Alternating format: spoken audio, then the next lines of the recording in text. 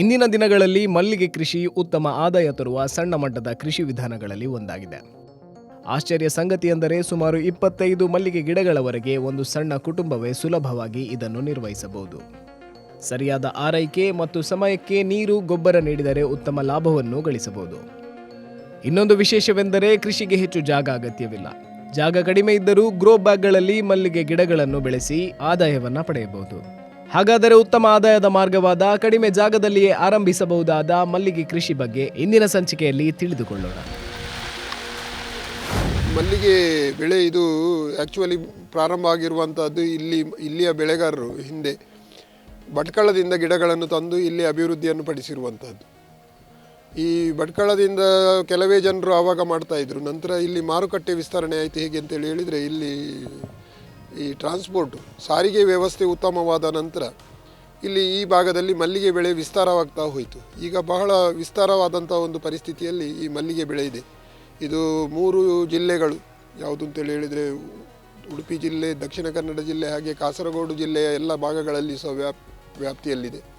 ಹಾಗೆ ಉತ್ತರ ಕನ್ನಡ ಜಿಲ್ಲೆಯಲ್ಲಿ ಭಟ್ಕಳ ಭಾಗದಲ್ಲಿ ವಿಶೇಷವಾಗಿದೆ. ಅದಕ್ಕೆ ನಾವು ಭಟ್ಕಳ ಮಲ್ಲಿಗೆ ಅಂತೇಳಿ ಕರಿತೇವೆ.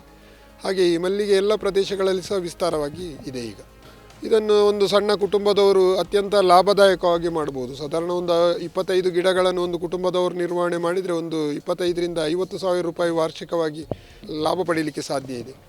ಮತ್ತು ಆ ಕುಟುಂಬದವರೇ ಇದನ್ನು ನಿರ್ವಹಣೆ ಮಾಡಿಕೊಂಡು ಹೋಗಲಿಕ್ಕೆ ಎಲ್ಲ ಅವಕಾಶಗಳಿದೆ. ಹಾಗಾಗಿ ಮಲ್ಲಿಗೆ ಬೆಳೆ ಇವತ್ತಿಗೂ ಕೂಡ ಅತ್ಯಂತ ಲಾಭದಾಯಕವಾದಂಥ ಒಂದು ಬೆಳೆ.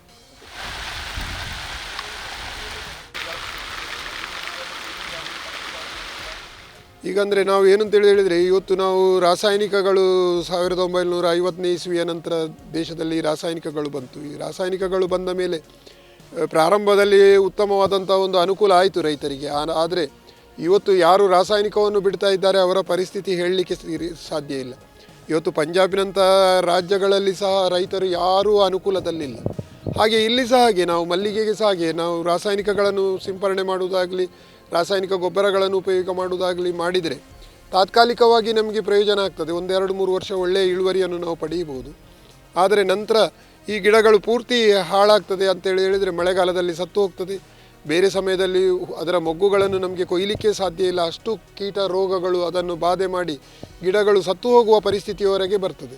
ಹಾಗಾಗಿ ರಾಸಾಯನಿಕದಿಂದ ಯಾವುದೇ ಲಾಭ ಇಲ್ಲ. ನಾನು 2006ರಿಂದ ಯಾವುದೇ ರಾಸಾಯನಿಕವನ್ನು ಬಳಸದೆ ಅತ್ಯಂತ ಯಶಸ್ವಿಯಾಗಿ ಮಲ್ಲಿಗೆ ಹೂವನ್ನು ನಾನು ಬೆಳೆಸ್ತಾ ಇದ್ದೇನೆ.